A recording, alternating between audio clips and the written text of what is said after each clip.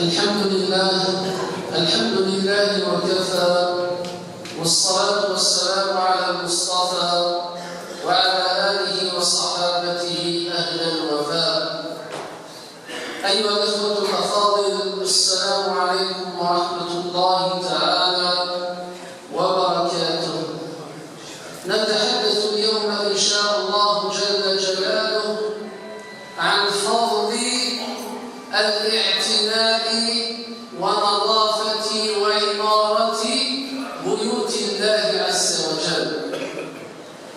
قبل أن أشرع في الموضوع أنبه إلى نقطة مهمة، وهي نقطة عمارة الصفوف والتقدم إلى الأمام كي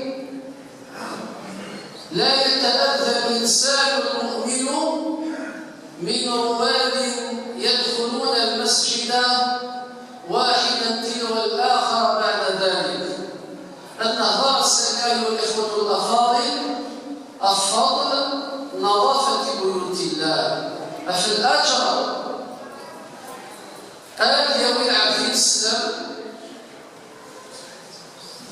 الأجر يوي العافية السلام ما يليق السيسديك يخمر ربي عز وجل، ما يليق يعمر يخمر ربي عز وجل، ما يليق يتسهل كثير الخطى بيوت الله عز وجل. ولكن قلنا الرفايا أدلبها في وسط النقطة ذا شت هي تسوية وعمارة الصفوف. في يوم الجمعة ما لقيش الإنسان الجمع، الملائكة ما تسجلت أمباينا نزوارو أمباينا نسي كل يوم نسيك ربي عز وجل الأجر على حساب الغلو ينس. ما لقيش الإنسان مؤمن الجمع أن يصلي ركعتين، تلاقي في السنة غفلوا عليها الكثير تاع الناس من الناس، وهي عمارة الصفوف، سد الفرج، استقبال القبلة. ما يلي أيها الإخوة الكرام، لست الجمعة لست الصلاة يترجو الإنسان الصلاة تلاقيه في العادة غفلة في الناس ماشي ذا شوت إلى قلعة الذي تصل الساس، إلى قلعة الذي حفظ في الصف الأول، إلى قلعة الإسلام عند يفاق الفرجة أكوان داخل الجامع، إلى بأس السود الدياس، بمعنى الإنسان وإذا قال يوجد الفرجة أكوان السادس في يوم الجمعة في غير وقت الصلاة من باب سد الذرائع عشوة نطبق كما تشميه الجمعة كان الزفاف أدي يسير البنكارون ولا كان النير أدي تنديز نفسيات المصلين يوكلني أدي ظلت المكوانيات في عمار. بالتالي بارك الله فيكم، دائما الإنسان إلى قبل الدرس خطبة لا يترجو الإنسان الصلاة إلى قد يعمر بيت من بيوت الله عز وجل. هذه النقطة الأولى. النقطة الثانية هي استقبال القبلة. استقبال القبلة ديون الأمر استحب النبي صلى الله عليه وسلم. الشغال خطر في استقبال القبلة المساعدة على مراقبة العبد لذنوبه مع الله تبارك وتعالى، والاشتغال بعيوب نفسه وترك عيوب الناس. الشغل الهام اعتماد يسر الجماعة أن يتفهم كويس فهم زوارون ويسفوي السين ويسفوي الثلاثة. من بعد أشار يخدم الاستقبال القبلة مشروع. ما يستقبل الإنسان القبلة رب العالمين عز وجل سيد الخشوع إلى عبد النير عند داخل البوليس. أيها الإنسان الاستحضار باللي كهان داخل الخبر بعز وجل داخل البيت لله عز وجل. من بعد أصدق العبد ديال غادي يشتغل سلعو بينس دورو بينس غادي يسعو الإنابة جلست رب العالمين عز وجل يزيد يخلقها. وكذا الأمر من استقبال القبلة ما يستقبل الإنسان القبلة اللي العبد في الصلة مع الله تبارك وتعالى. ويستقبل الإنسان القبلة أشار السطر أذ يغادر العبد أذ يغفل أذ تونس يمينا وشمالا أذ يفقد الإنسان الخشوع. لذا خاصة الشباب، خاصة إذا يسعى الصحة إلى غير عودة نفسي الإنسان أما في يوم الجمعة أما في غير يوم الجمعة أن يعمر الإنسان الصف ويستقبل القبلة. اللهم إلا إذا كان الإنسان مريضا بين الإنسان يظن يهلك وإن يرفع في الناس رب العالمين عز وجل الحرج. النقطة الثالثة هي قضية الصلاة ركعتين عند دخول المسجد. السنة مراكش الإنسان الجمع إذا قد يصلي سنة ركعين، ما يصلي الإنسان سنة ركعين واش يخدم؟ إذا قد يعلو أمكان عنده تجينا العباد هذيك الشمال الجامع هذيك الشمال كان ميترنا السناس أتحفظ العصا في جديد السواري لله الجمع أتصل السطرة أتصل ركعتين لله عز وجل أتصل مالك الشمال يسبوس. من بعد أن يدخل الإنسان المسلم أو أن الفرجة ملك يوم الدين من الأذقين أن يسكي الدرس أن يتأدب نتا أو عباد الله عز وجل. كاين نقطة ثانية مهمة عندنا بعض الناس بعض العباد إن جاء محتاج الجريحة يبكر من الجامع ومسحواش يدير يقعد في الكلوة تاع الجامع ما يدخلش الجامع. علاش؟ يقول لك باش غير يقولوا الناس السلام عليكم هو يخرج الاول. هذا ثاني عادة ماشي ثاني كذلك العادة وزلها أيها الإخوة الأفاضل. الإنسان يجي بكر الجامع واحد الصف الأول الكلوة أتيجي الإنسان إلى عبد يسلم كارو ذا السبرين ودلو فارع أشو ودلو فارع مكوان. كاين بعض الناس تلقاه يصلي في الكلوة يصلي داخل طريق وجمع فارغ. صلاتك أيها الإخوة الكرام غير الصلاة تاع الإنسان غير جائزة. يسد الإنسان الطريق السوق ذا بريد نغاد السوق ذا كلوة هذا تاع بين العباد الجامع تاع ربي سبحانه فارغ مازال ما تعمرش. حتى عند إقامة الصلاة ما يجي الإنسان قد قامت الصلاة الإنسان لازم يسوي الصف. شفت الفرجة قدامك تتقدم ما يديرش الإنسان صفوف متقطعة منقطعة ويتبارك الإنسان الصف. هذا الصف بالسيف عليك هذا هو الأدب تاع بيت ربي سبحانه عز وجل. ما تقولش أنا نصلي 4 5 فينا نديرو الصف اللور. لا الجامع ما تعمرش الناس تسيد الصف هذا ناس يراو في الكلوار في الرواق هذا صن ناس يراو في الطروطوار ناس يدخلوا الجامع ناس يراو داخل الطريق ناس يدخلوا الجامع. هذا هو الأدب. هذه هي الثمرة تاع الطاعة هذه هي الثمرة تاع الصلاة. وإلا علاش نصلوا؟ إذا كان هذه الصلاة ما تحسنش الأخلاق تاعنا إذا كان هذه الصلاة لا تأخذ بنا إلى بر الأمان لا تأخذ بنا إلى الآداب الشرعية التي أمرنا الله عز وجل ورسوله بها ماذا تصلي فليتصلى. ولكن الأخلاق والترجمات معاني الصلاة السلوكيات الأخلاق اليومية ماذا استفاد الإنسان المؤمن من هذه الصلاة. كذلك اصطحاب الصغار إلى المسجد.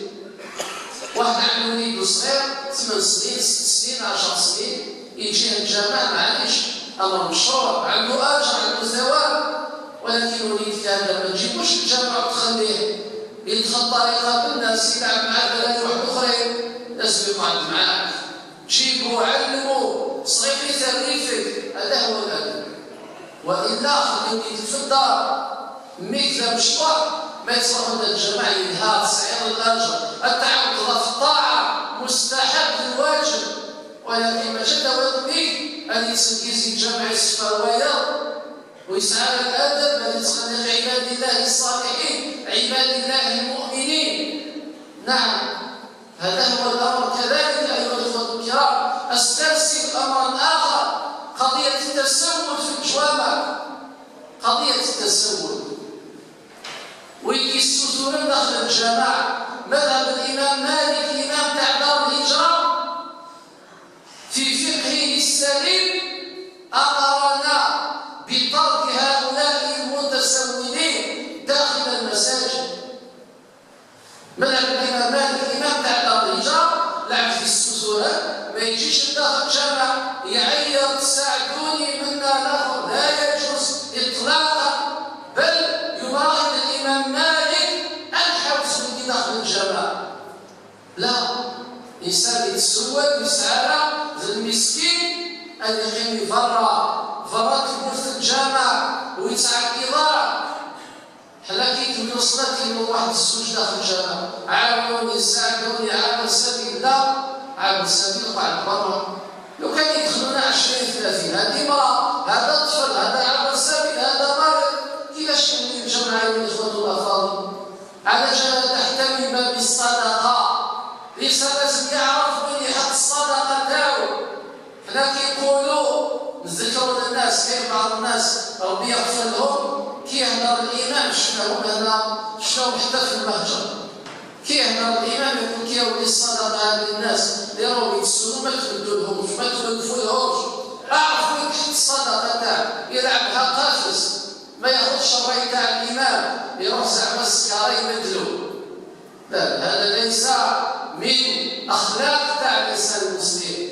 واحد قبل ما تعطيه الصدقه لازم تعرف واش يقول، هل تجوز له هذه الصدقه؟ النبي صلى الله عليه وسلم يقول الصيامين الصدقين كسب خيرا اموال تيجن، لا تصاحب الا مؤمنا ولا ياكل طعامك الا تقي، طعامك الا تقي. نعم باب الصدقه. نعم هذه الامور انشاء الظن داخل الجامع، النبي عليه السلام نهانا عن انشاء الظن داخل الجامع.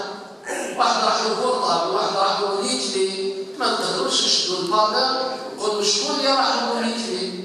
كاين اداب، لك الاداب تروح للحاجه، كاين بلاصه تاع الاشياء المفقوده، واحد بلاصه عند الشيخ عند الامام عند المسؤول تاع الجامع، راحت الحاجه يجيب هذا الانسان، هذه الحاجه هذه راحت يجيبوا لها يسقسي عليها يديها.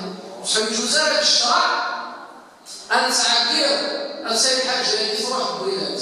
ان شاء الله النبي عليه السلام قال اذا رايتم احدكم ينشد ضالته فقولوا لا ردها الله عليك.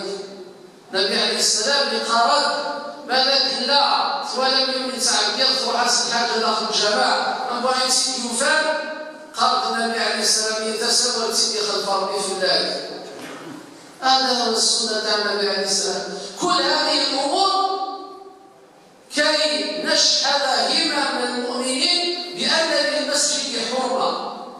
كل هذه الامور اللي ذكرناها باش تعرفوا يا جماعه راكم قاصدين بيت الله، ماكش رايح القهوه ولا ماكش رايح الحديقه، راك رايح بيت ربي عز وجل. ربي يقول في بيوت اذن الله ان ترفع ويذكر فيها اسمه يسبح له فيها بالغدو والاصال، بالغدو والاصال، داخلين خارجين الصباح العشيه غير التسبيح وذكر الله عز وجل بالغدو والاصال. من هم هؤلاء؟ رجال لا تلهيهم تجاره ولا بيع عن ذكر الله واقام الصلاه وايتاء الزكاه يخافون يوما تتقلب فيه القلوب والأبصار. نعم، هذه حكاية عن أهل الإيمان، عن عمار بيوت الله عز وجل.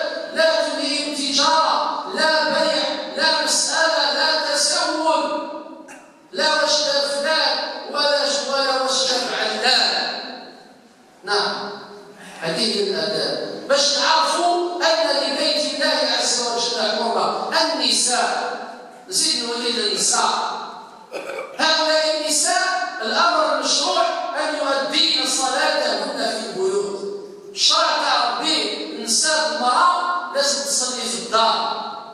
إذا صلت المرأة خمسها وصامت شهرها وأطاعت زوجها دخلت الجنة من أي الأبواب شاءت.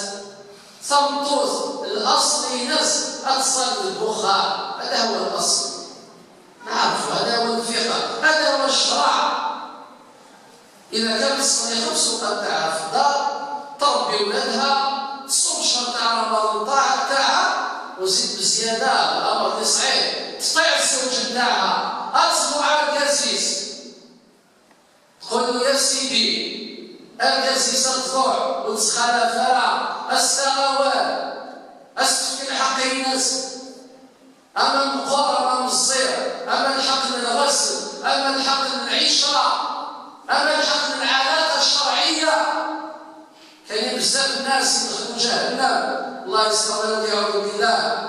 كيف يكبر ولادها أتصبح قرار القسيس، أصلي يدفوها كاع تقول بندي فوال مقريف ولا شوف حوايج غيرها، الدعس حتى الفراش، هذا الحق تاعو الشرعي. وإلا يدخل الإنسان الرجل في باب آخر وهو أن يتعدد، يروح يتزوج عليك يا امرأة إذا كان ما تقومش به وما تعطيلوش الحقوق الشرعية تاعو.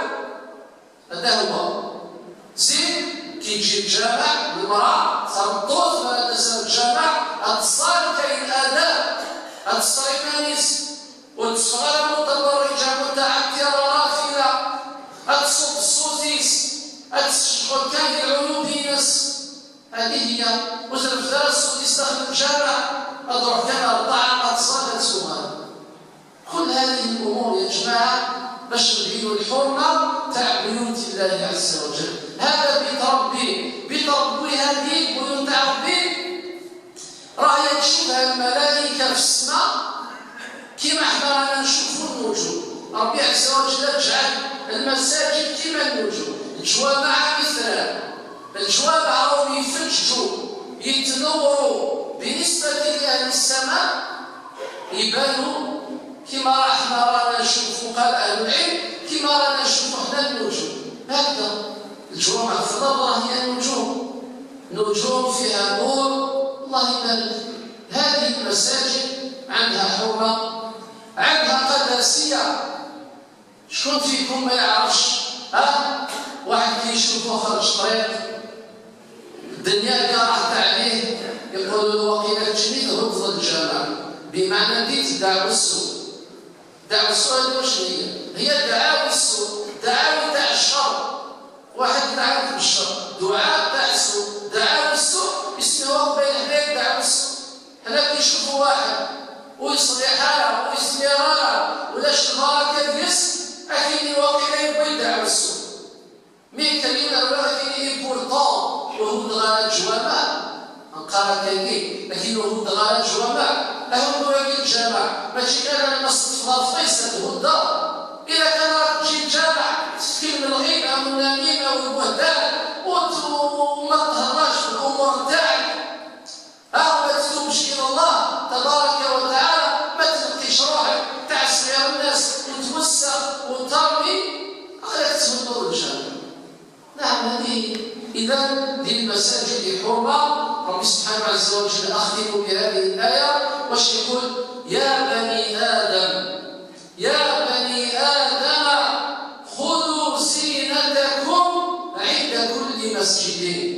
والله العظيم انا يعجبني الناس تاع الغرب الخبر، الناس تاع الغرب كي تروح لفرنسا، تروح لانجلترا، تروح لاستراليا، تروح لامريكا، لا إله إلا الله محمد رسول الله. شوف الآداب، شوف الأخلاق، ما على باليش كيفاش منين جابوهم استفتراء القانون يطبق لكي القانون ليخلص يخلص ولا أمر واحد آخر. تلقى الإنسان كي يجي الجامع أول حاجة تلقاه نظيف الهيئة. أول مرة أنايا دخلت المساجد تاع فرنسا كي شفت الجمعة جابني ربي راني في مكة، واش في العباد، واش في اللباس الدير، واش في العمامة، واش في الأخلاق. تدخل الجامع تحس راك في بيت ربي عز وجل. العباد يجيك بالكوستيم ما شاء الله من برا، كي يدخل الجامع تلقاه جاب الساشي، يدخل واحد ينحي واحد القندوره تبري هكذا ناصعه ما شاء الله بيضاء محدده يلبسها، يدخل يصلي بآداب ما شاء الله. حنا ما كان والو، واحد يحب القشر تاعو فرحين. رانا في فصل الصيف والله العظيم واحد النهار صليت في الظهر هنا غير باش شديت اللاصق يا جماعه من الريحه تاع القشر تاع العباد الله يبارك. الناس راهي تلبس اللبسات الترينيك تاع مليون يريح ويفوحوا، كي تدخل جماعه من الصيف ناحيه القشر تاعك يا سيدي تدير المس راك مريض، كي راك مريض لبس القشر تاعك ملاح.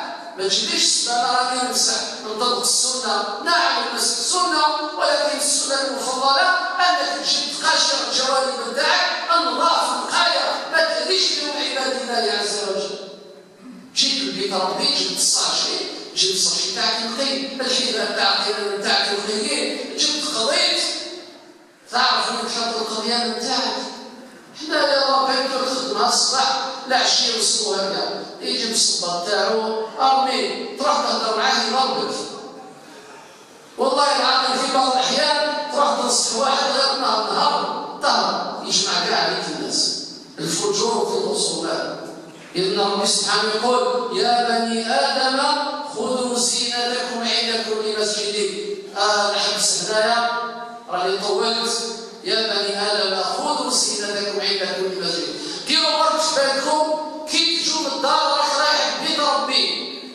هذه هي الأساس، المعادلة. لا بروميير إيكواسيون، المعادلة الأولى دير بليك راني رايح بيت ربي.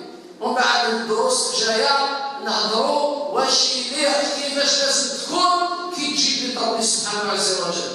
كما الله يعلمهم الشفاء. واحد راه مريض اسمه محمد الرزقي، واحد الانسان عنده يماه مريضه، جميع المرضى اللهم اشفيهم يا رب العالمين، اللهم عافيهم يا ارحم الراحمين، اللهم اجعل مرضهم طهورا ان شاء الله، اللهم خفف عليهم يا ذا الجلال والاكرام، اللهم اشفيهم، اللهم اشفي الشافي، لا شفاء الا شفاؤه، شفاء لا يغادر سقما. اللهم ارحم موتانا واغفر لنا ذنوبنا واسرافنا في امرنا وثبت اقدامنا وانصرنا على القوم الكافرين.